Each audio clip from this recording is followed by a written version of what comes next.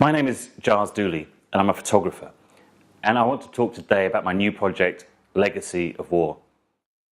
The project is going to be a series of portraits. It's also going to be documentary photography and still lifes of some of the weapons.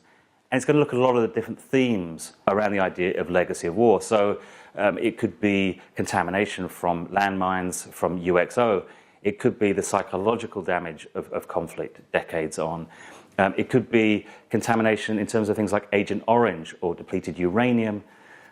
So really, again, a lot of different themes, but a similar theme or a similar story, which is that war affects people decades after the conflict ends.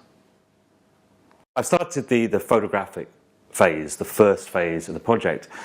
In the last few months, I've been to Laos, to Vietnam, and to Lebanon. And already I've seen some of the stories that really, for me, sum up what this project is all about. In Lebanon, I met a young girl, 12-year-old girl called Kwala. She is a Syrian refugee.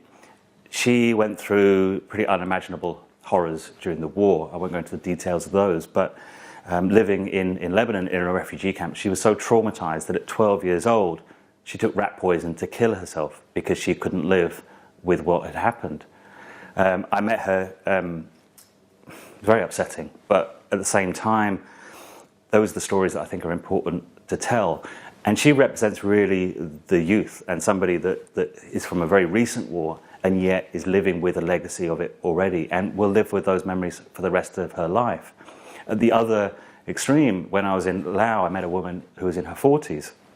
She was born the year the war ended in Laos. So she should have been brought up in peace. But she was brought up in an area where the Americans dropped 1 million cluster munitions in a square kilometre, which is really hard to imagine. So that area, about 30% of those cluster munitions haven't gone off, so there's around 300,000 cluster munitions in that square kilometre. As a child, she was injured twice when working the fields, but last year, when she was out working in a paddy field, literally just metres away from her house, she was with her brother and with her daughter. The last thing she heard was her brother say, "Watch out." And there was an explosion, and she found her daughter and her brother dead next to her. That's 40 years after the war ended, and lives are still being lost to that conflict. So for me, it's very hard to say a war is over.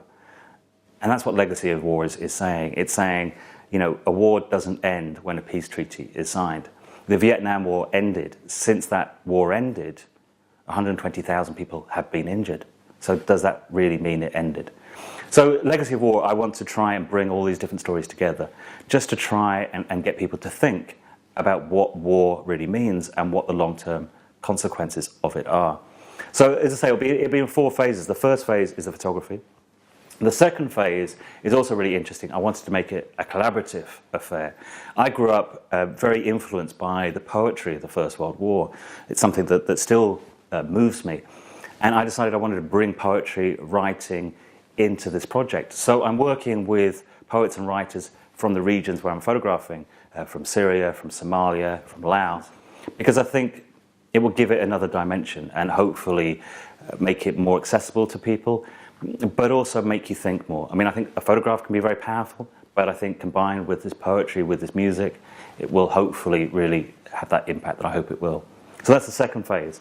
The third phase will be putting it together in forms of an exhibition and a book. And then the fourth and final phase will be taking it out to schools. Because at the end of the day, this is what this is all about. It's about education. It's about getting people to think. This project in many ways is the culmination of my work and my life. It means everything to me. I mean, this is really just sums up everything that I stand for. But I can't do it on my own, and that's why I need the support of people to help at this stage, the financing of some of the travel, of the costs. I desperately need your help to make it happen.